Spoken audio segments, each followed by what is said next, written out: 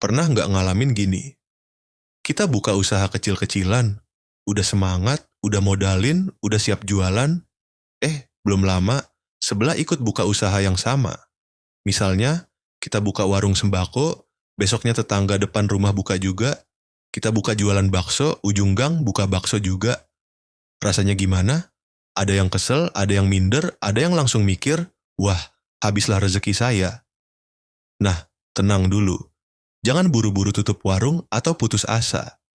Karena persaingan itu nggak selalu berarti rezeki kita berkurang. Justru, kalau pinter nyikapinnya, persaingan bisa jadi jalan supaya usaha kita makin maju. Hari ini kita bahas lengkap tips menghadapi persaingan dagang di lingkungan padat. Biar usaha tetap jalan, hati tetap tenang, dan rezeki tetap ngalir. Bagian 1, persaingan. Itu tanda pasar hidup. Kalau di satu kampung cuma ada satu warung, kadang pembeli malas datang karena sepi dan pilihannya sedikit. Tapi kalau warung banyak, justru kampung itu dikenal orang. Contoh nyata, pernah lihat kan daerah yang dikenal sebagai kampung sate? Misalnya di Madura, banyak banget yang jual sate. Pembeli bukannya bingung, malah seneng. Karena tahu, kalau mau sate enak, ya ke situ. Artinya, banyaknya pedagang bukan berarti rezeki kita habis dibagi-bagi, tapi pasar jadi lebih rame, lebih dikenal, dan lebih berpotensi mendatangkan pelanggan dari luar. Jadi, jangan anggap persaingan itu musuh. Bagian 2, mental pedagang.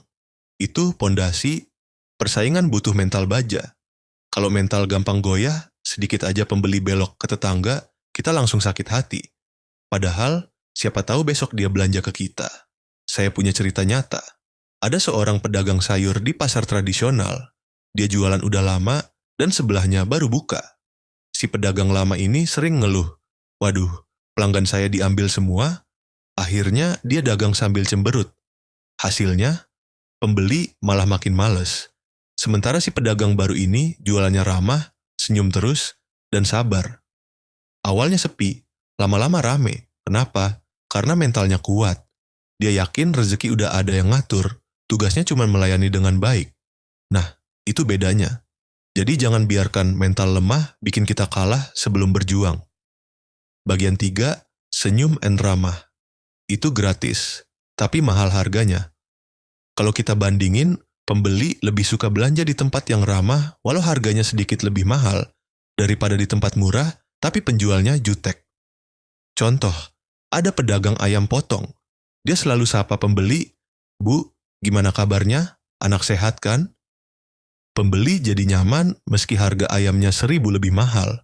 Sementara di kios sebelah, penjualnya cuek, bahkan kadang ngomel.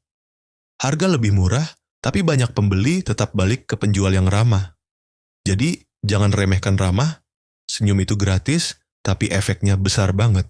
Bagian 4, cari ciri khas. Kalau dagangan kita sama persis dengan tetangga, pembeli nggak punya alasan kuat buat pilih kita. Jadi harus punya ciri khas. Contoh nyata, ada penjual gorengan di kampung. Gorengannya biasa aja. Tapi dia kasih cabai gratis yang besar-besar dan segar. Orang jadi inget, oh, itu gorengan yang cabainya banyak. Atau ada penjual mie ayam, dia selalu kasih kuah ekstra tanpa diminta. Hasilnya, banyak pembeli yang bilang, makan di situ lebih puas. Ciri khas nggak harus mahal. Bisa dari rasa, pelayanan, bonus kecil, atau sekadar cara bungkus yang unik. Bagian 5, jangan perang harga. Banyak pedagang kalau ada saingan langsung turunin harga. Padahal itu bahaya. Kita bisa rugi, bahkan gulung tikar. Contoh nyata, ada 2 penjual bakso di satu daerah. Satu jual Rp12.000, satu lagi banting jadi Rp8.000. Awalnya pembeli lari ke yang murah. Tapi lama-lama pembeli sadar, rasanya jadi nggak enak. Porsinya sedikit. Akhirnya balik lagi ke yang Rp12.000 karena kualitasnya konsisten. Jadi, jangan buru-buru perang harga. Lebih baik kasih nilai tambah.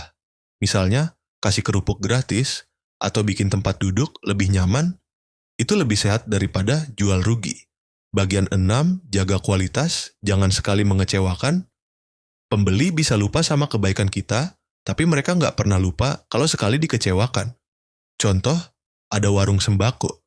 Biasanya berasnya bagus, tapi suatu hari dia campur beras lama dengan yang baru. Pembeli kecewa karena dapat yang jelek. Apa yang terjadi? Besoknya pembeli pindah ke warung lain. Kualitas itu kunci. Sekali jelek, susah balikin kepercayaan. Jadi jangan pernah kompromi dengan kualitas barang. Bagian 7, bangun hubungan dengan pelanggan. Pelanggan setia itu emas. Kalau sudah loyal, mereka bakal belanja terus, bahkan ngajak orang lain. Contoh nyata, ada penjual sayur keliling. Setiap kali mampir, dia hafal pesanan pelanggan. Bu, biasanya beli bayam sama tomat ya? Saya bawain sekalian. Itu bikin pelanggan merasa diperhatikan.